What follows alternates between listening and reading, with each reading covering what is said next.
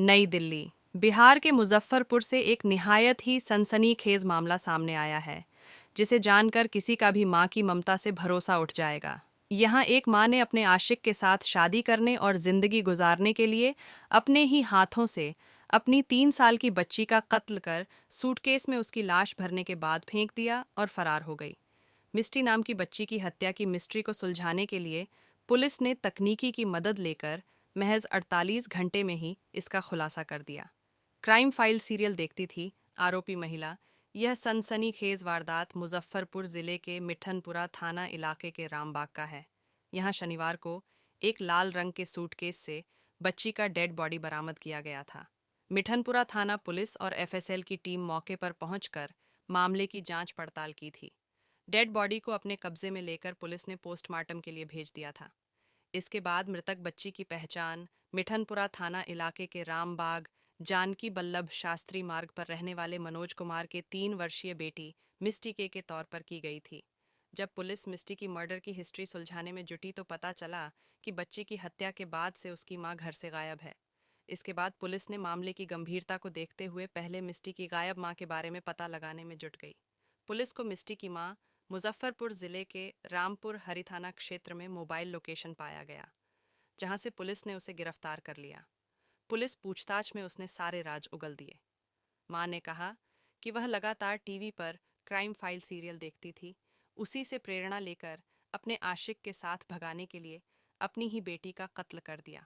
आशिक नहीं था, बच्ची को अपनाने को तैयार गिरफ्तार आरोपी मां से जब पुलिस ने पूछताछ की तो उसने बताया कि वह एक नौजवान से प्यार करती थी, लेकिन उसका आशिक उस बच्ची को अपनाने को तैयार नहीं था। आरोपी महिला अपने आशिक को हर हाल में पाना चाहती थी। इसके लिए वह किसी भी हद तक जाने को तैयार थी। इसलिए उसने अपनी बच्ची को ही रास्ते से हटाने का फैसला कर लिया। शनिवार को आरोपी महिला ने अपने किचन के चाकू से ही अपने 3 वर्षीय मासूम बेटी का कत्ल कर दिया और फिर अपने ही घर में रखे सूटकेस में उस बच्ची के डेड बॉडी को डालकर घर की छत से बाहर जंगल में फेंक दिया और घर से फरार हो गई। उत्तर प्रदेश के प्रतापगढ़ जिले में एक बेहद दुखद और चौंकाने वाली घटना सामने आई, जिसने पति पत्नी के रिश्ते को कलंकित कर दिया।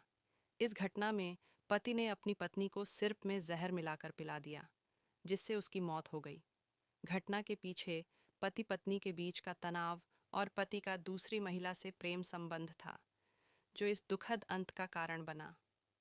पति ने अपनी पत्नी को विश्वास में लेने के लिए वही जहर मिला सिरप अपनी मां को भी पिलाया, लेकिन पत्नी को दी गई जहर की मात्रा अधिक होने के कारण उसकी अस्पताल में इलाज के दौरान मौत हो गई। झगड़ों के बाद बनाया मौत का प्लान।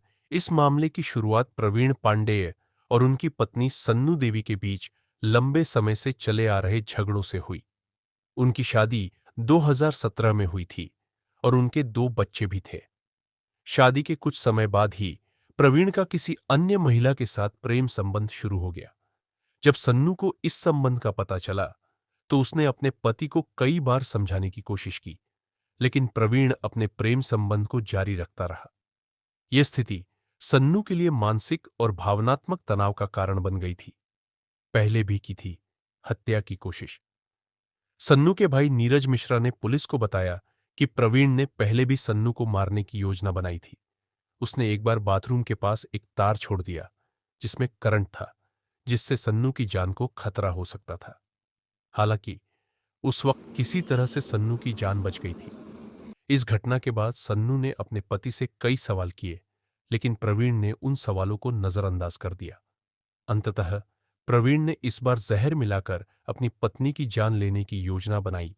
राखी से बंधे हाथ और धोखा। इस मामले में सबसे हैरान करने वाली बात यह थी कि जिस महिला से प्रवीण का प्रेम संबंध था, उसी से उसने राखी भी बंधवाई थी। प्रवीण एक कुरियर का काम करता था और इससे पहले कुंडा में एक मुस्कान नाम की लड़की को ट्यूशन पढ़ाता था। उसी दौरान उनके बीच प्रेम संबंध शुरू हो गया और दोनों लिव इन रिलेशनशिप में रहने लगे। सन्नू को पति के इस धोखे का पता चलने पर उसकी पीड़ा और बढ़ गई, जिससे उसकी जिंदगी में और तनाव आ गया। पुलिस जांच और सबूत घटना के बाद पुलिस ने जब प्रवीण के घर की तलाशी ली तो वहां से कीटनाशक दवाई की एक शीशी बरामद हुई, जिसे प्रवीण ने सिरप में मिलाकर सन्नू को पिलाया था।